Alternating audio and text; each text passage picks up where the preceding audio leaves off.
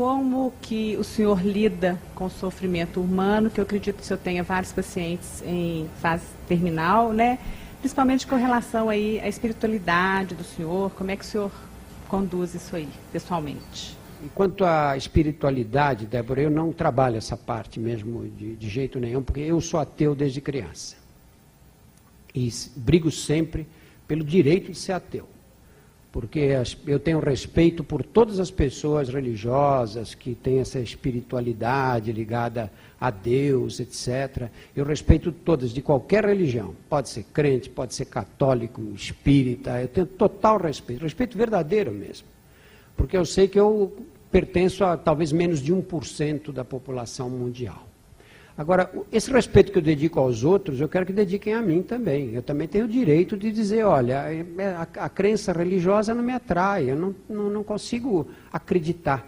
Eu tenho uma formação científica, eu acho que eu acho que eu tenho que encontrar uma explicação para a vida, e eu acho que a explicação para a vida, que a evolução dá, que a vida tenha surgido na Terra por acaso, e tenha evoluído por competição e seleção natural, me encanta muito mais, e chegou ao homem, com essa complexidade, com o cérebro que nós temos, por acaso totalmente, porque se não caísse aquele meteórito em Yucatán, que exterminou os dinossauros, nós não existiríamos simplesmente. Os mamíferos que conviviam com os dinossauros eram pequenos roedores que viviam em tocas, assustados.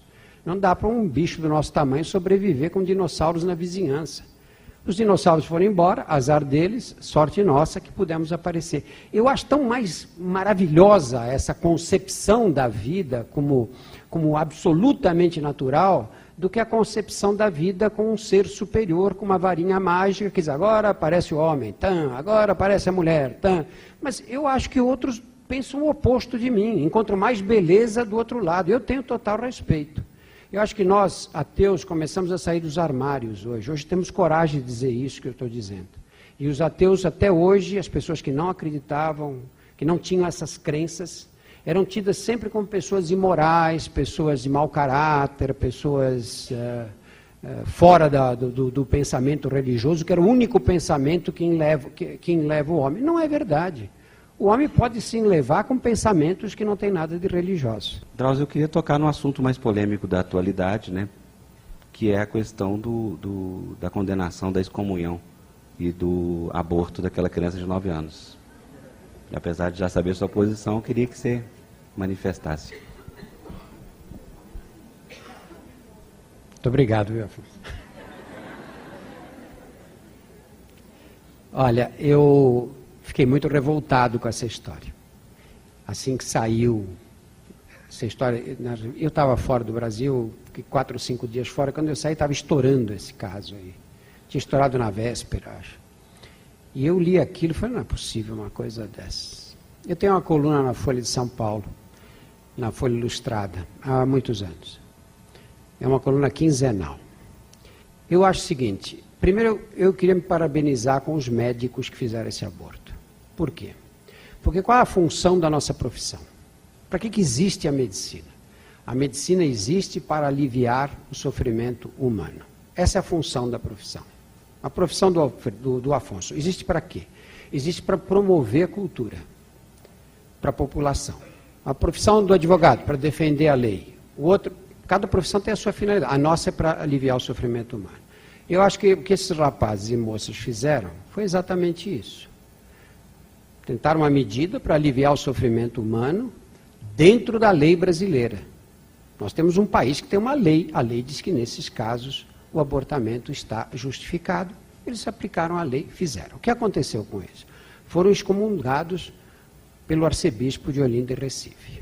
Não apareceu uma associação médica, um conselho regional de medicina, um conselho federal, para dizer, olha, esses moços não erraram, eles fizeram o que está na lei, ponto. Não apareceu ninguém. Não apareceu um político que fizesse qualquer comentário a respeito do sucedido. Falou o presidente da República, falou o ministro da Saúde, que são 2 pessoas mais ou menos independentes nessa área. Mesmo assim, com comentários cautelosos. Eu acho que a igreja fez o que sempre faz. A igreja é muito coerente. Os católicos é que são incoerentes. O que fez a igreja? Fez o que está na lei, no Código Penal do direito canônico. Existe um cânon, tem um número que eu esqueci, acho que 138, que diz que todo abortamento será considerado passível de excomunhão automática. E o que o bispo fez foi justamente obedecer a esse cânone. Ele não está errado, ele está certo, de acordo com o que ele pensa, de acordo com as leis da igreja, ele tem que ser excomungado. Aí as pessoas dizem, não, mas e o estuprador? Condena a mãe excomunga a mãe da menina e não excomunga o estuprador? A igreja não excomunga estupradores. Nós temos aí casos de abusos sexuais contra crianças cometidos por padres pelo país inteiro. Todos nós que estudamos em colégios religiosos somos testemunhas de que isso foi rotineiro. Hoje não sei como é, porque eu ando afastado. Mas isso foi rotineiro nos colégios católicos o tempo todo. Os católicos nunca tomaram uma atitude em relação... O que fez o Vaticano, além de transferir esses religiosos para outras paróquias? Nada mais. A política do Vaticano é claríssima. A Igreja Católica não condena estupradores. Nunca condenou. Por que vai condenar esse agora, exclusivamente? Sabe, eu não tenho absolutamente nada contra a igreja. Eu tenho só uma coisa contra. A Igreja Católica é absolutamente autoritária. E essa autoridade, ela exerce de que maneira? Não é pelos benefícios espirituais que ela traga aos seus rebanhos. Não é por isso que ela é autoritária. Ela é autoritária porque ela domina os políticos. Político nenhum tem coragem de desobedecer a igreja. Político nenhum, de nenhuma cidade pequena, grande, média, de qualquer canto do país, quer ficar mal com o padre ou com o bispo da região, porque ele tem medo de não se eleger. E com isso, a igreja usa esse poder dela, que é desproporcional ao número de católicos do país, às pessoas religiosas do país, ela usa esse poder desproporcional para quê? Não é para indicar para os seus fiéis que sigam os ensinamentos da igreja. Quando a igreja diz que é contra a camisinha, contra o aborto, contra a pílula anticoncepcional, contra o divórcio, contra sexo antes do casamento, contra a pesquisa com células-tronco, ela não se limita a aconselhar os seus seguidores que adotem essas medidas. Ela quer impor essas medidas para todos nós que podemos não concordar com elas. Que direito têm esses senhores de querer impor as medidas que eles acham corretas e que eles defendem dizendo que é a palavra de Deus, que eu gostaria de saber onde se acha escrita essa palavra, para a gente poder ler, para ter uma ideia. Como é que foi escrita à mão? É um fax? Foi um e-mail?